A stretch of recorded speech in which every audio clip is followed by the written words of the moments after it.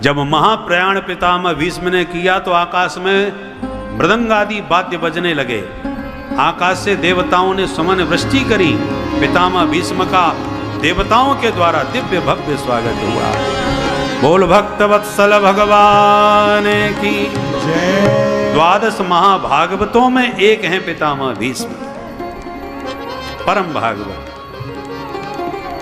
जिनकी वाणी से भगवान ने पांडवों का शोक दूर कराया और फिर कहा भैया अब हम चलेंगे द्वारका। और भगवान द्वारका को प्रस्थान कर गए। बहुत दिनों के बाद द्वारका में पहुंचे तो द्वारकावासी भी गदगद हो गए। सौनक जी ने प्रश्न कर दिया, महाराज आप विषयांतर हो गए। प्रश्न तो हमारा ये था कि परीक्षित को भागवत क्यों सुनाई। तो आप परीक्षित के बारे में बताते बताते द्वारका के धाम में पहुंच गए। परीक्षित की तो बात ही आपने अधूरी छोड़ दी। वहां पर कभी कभी वक्ता बह जाता है और अपने प्रिय विषय वस्तु के आने पर वो उसमें इतना प्रवाहित हो जाता है कि मूल बात कहाँ से चली थी वो विस्मृत हो जाती है। तो जो सजग श्रोता होते हैं वो कभी कभी वक्ता पूछ भी लेता, भैया हम क्या कह रहे थे।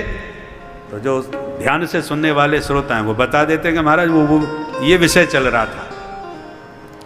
तो जो बता दे समझ लो ये समझदार श्रोता है, एकाग्रता से सुन रहा है। बीच में कभी पूछें तो आप भी ध्यान रखना, नहीं बता पाए इसका मतलब केवल सुन ही रहे हो। और जो सुन करके गुन रहा है ध्यान से तो वो तुरंत बता देगा कि महाराज ये विषय चल रहा था। तो सौनक जी तो बड़े सजग श्रोता हैं, तुरंत बोले महाराज परीक्षित का क्या हुआ। तब सूत जी को याद आया, अरे मैं तो कृष्ण कथा में थोड़ा बह गया। ध्यान से सुनो। समय पाकर के उत्तरा के गर्भ से बालक का जन्म हुआ।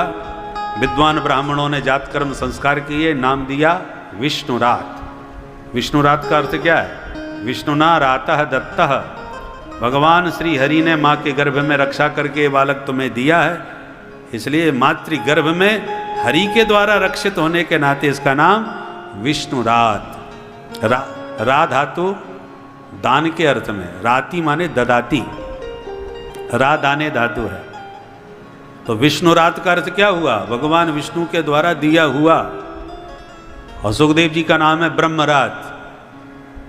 ब्रह्मरात वक्ता, विष्णुरात श्रोता श्रीमद् भागवत के।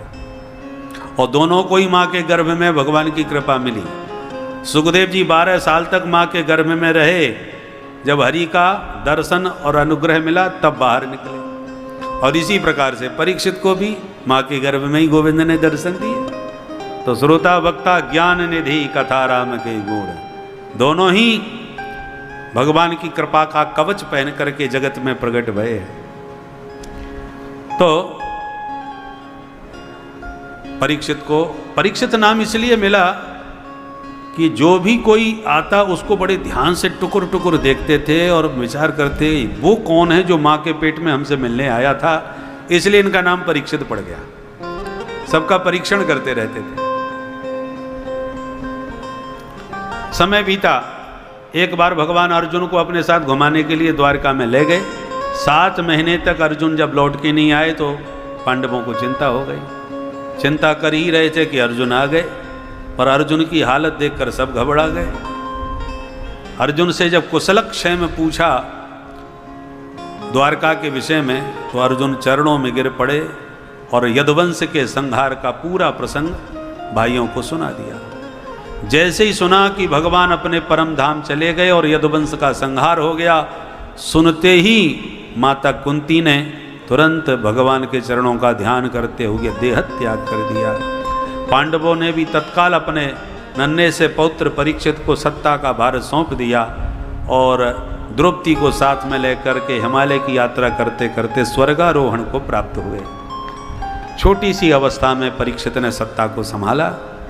एक दिन विचार किया, हमने राज्य तो संभाल लिया, राजा बन गए, मंत्रियों के परामर्श से राज्य चला रहे हैं, पर एक बार स्वयं चल के देखना चाहिए राज्य में क्या चल रहा है। केवल कान की सुनी हुई बात पर पूरा विश्वास नहीं करना चाहिए, कभी स्वयं चल के भी अपनी आंख से देखना चाहिए। तो भेष बदल करके परीक्षित राज्य के बीच में, प्रजा के बीच में पहुंचे। तो जहां भी गए वहीं अपने पूर्वजों की तारीफ सुनी, प्रशंसा। कोई कहता भाई देखो जब सत्ता परिवर्तन होता है तो टिप्पणियां बहुत होती हैं जनता में, ये राजा कैसा होगा, इनके द्वारा कैसा राज्य चलेगा, टीका टिप्पणी होती है। तो कुछ बोले कि नन्हा सा बच्चा है, ये क्या इतना बड़े साम्राज्य को संभाल पाएगा। तो दूसरा कहता है अरे बच्चा है तो क्या हुआ भाई, और किसका बेटा है ये नहीं विचार कर रहे। उस वीर अभिमन्यु का, जिसने माँ के गर्भ में ही चक्रव्यूह भेदन की दिव्य कला को सीख लिया और मात्र 18 वर्ष की उम्र में बड़े बड़े वीरों के छक्के छोड़ा दिए। उस महान वीर का, अभिमन्यु का पुत्र है परीक्षित। इसलिए इसकी शक्ति पर और इसकी राजनीति पर संदेह मत कीजिए, बहुत कुशल राजा बनेगा देखना। और दूसरा बोला अरे भाई पिताजी ठीक हैं, दादाजी कोई कम थे क्या। अर्जुन, गांडीवधारी अर्जुन, दिग्विजयी अर्जुन। सुन सुन के परीक्षित बड़े गदगद हो रहे थे, हमारे पिता ऐसे थे। पिताजी का तो दर्शन किया ही नहीं था। परीक्षित के जन्म से पहले ही उनके वीर पिता अभिमन्यु वीरगति को प्राप्त हो चुके थे, पर उनके पराक्रम की प्रशंसा सुन सुन के गदगद हो रहे हैं परीक्षित। हमारे पिता ऐसे थे, हमारे पितामह ऐसे थे। पर एक जगह क्या देखा कि एक दुष्ट बुरी तरह गाय और बछड़े को मारता हुआ ले जा रहा है। बछड़े को इतना मारा कि उसके 3 पैर तोड़ दिए। एक पैर पर खड़ा हुआ बछड़ा कांप रहा है। गौ माता भी आंखों से आंसू बहा रही है। दोनों एक दूसरे से बातें कर रहे हैं। बछड़ा पूछ रहा है कि हे माते, आप इतनी दुखी क्यों दिखाई पड़ रही हो? क्या मेरे पैर टूट गए, मेरे चरण भंग से आप दुखी हैं, या प्रभु आपको छोड़ के चले गए इसलिए उनके विरह वियोग में आप संतप्त हैं?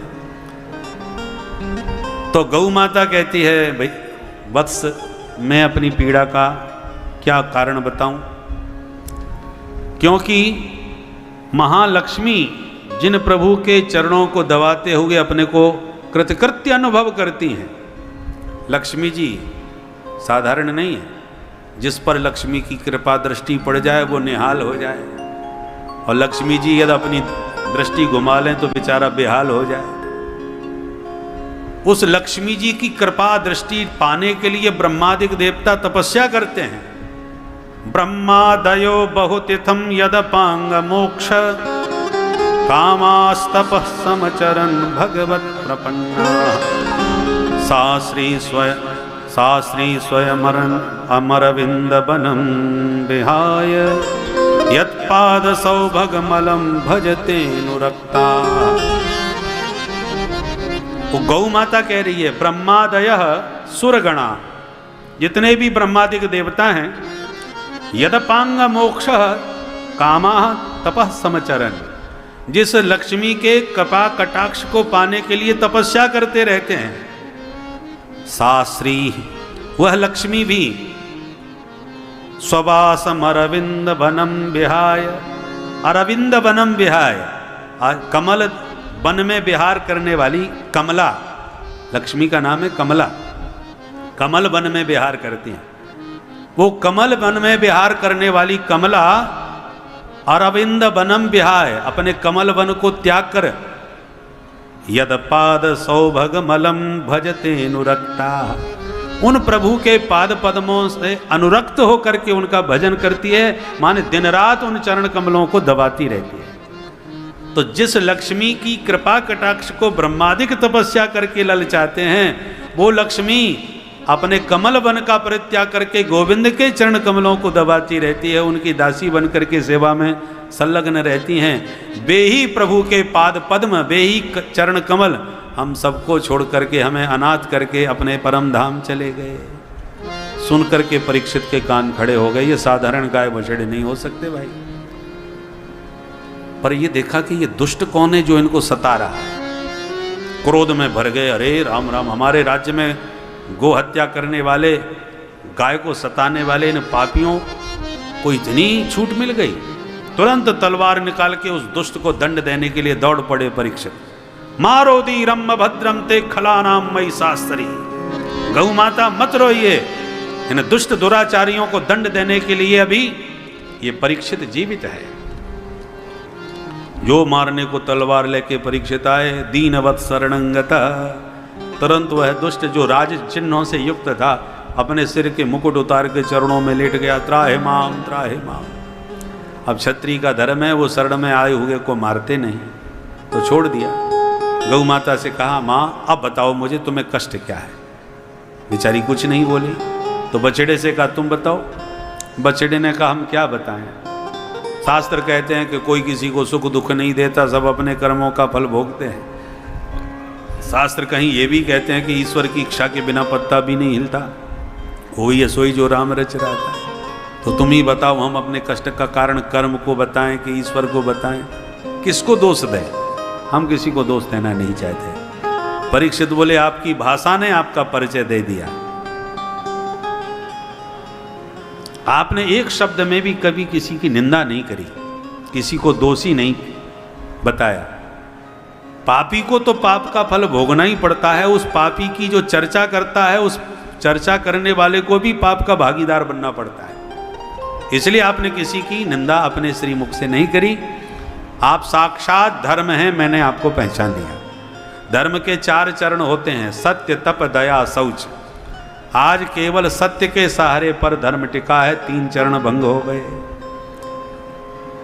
मैंने आपको पहचान लिया, आप साक्षात धर्म हैं और एक गौ माता साक्षात धरती माता है।